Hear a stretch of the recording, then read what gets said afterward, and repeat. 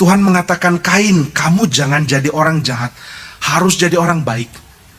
Nah saudara jangan bilang, loh Pak, baik dan jahat kan nggak relevan untuk keselamatan kan?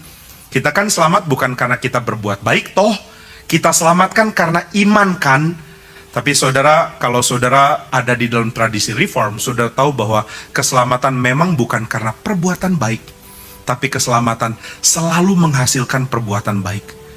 Jika keselamatan saudara tidak menjadikan saudara berkarakter bajik, virtuous, maka keselamatan saudara belum pernah terjadi.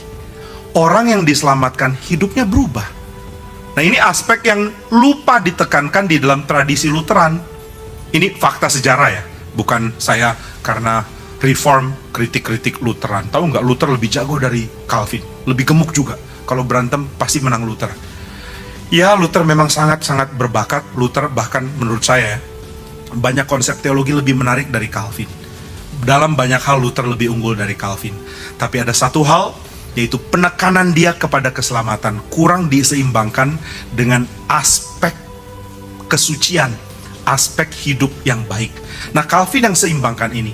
Luther mengatakan kamu diselamatkan bukan karena perbuatan baikmu, tapi Calvin menekankan keselamatanmu menghasilkan kebaikan.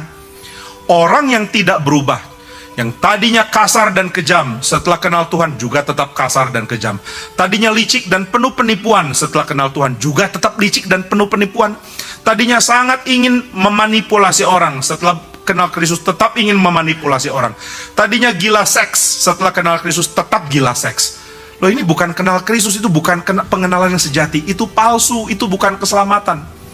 Maka kalau baca di dalam buku ketiga dari Institutes of Christian Religion, kita tahu bahwa Calvin menekankan pembenaran hasil karya Roh Kudus. Tapi Roh Kudus tidak cuma kerja memberikan pembenaran, Roh Kudus juga memberikan pengudusan.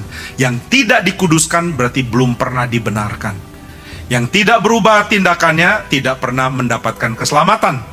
Ini pengertian Calvin. Lalu tradisi lain, Westminster Confession of Faith, di dalam bab dari 14, 15, dan terutama 17, sangat menekankan ini juga loh.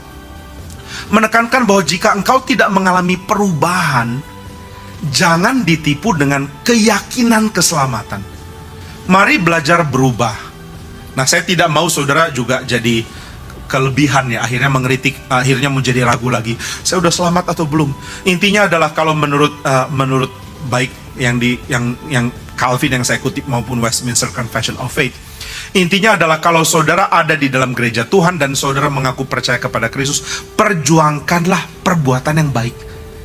Jangan jadi orang jahat. Jadi orang yang penuh cinta kasih, penuh keadilan.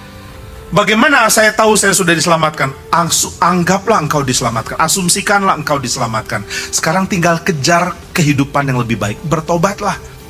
Pertobatan menurut Jonathan Edwards di dalam buku Religious Affections, pertobatan itu adalah milik orang yang sudah percaya kok, yang sudah selamat. Kita perlu setiap kali bertobat, constant need of repentance. Kita perlu terus-menerus bertobat, tapi pertobatan tuh harus ada arah. Arahnya apa? Arahnya adalah kita terus selidiki diri. Hal apa lagi di dalam diri saya yang perlu dipertobatkan?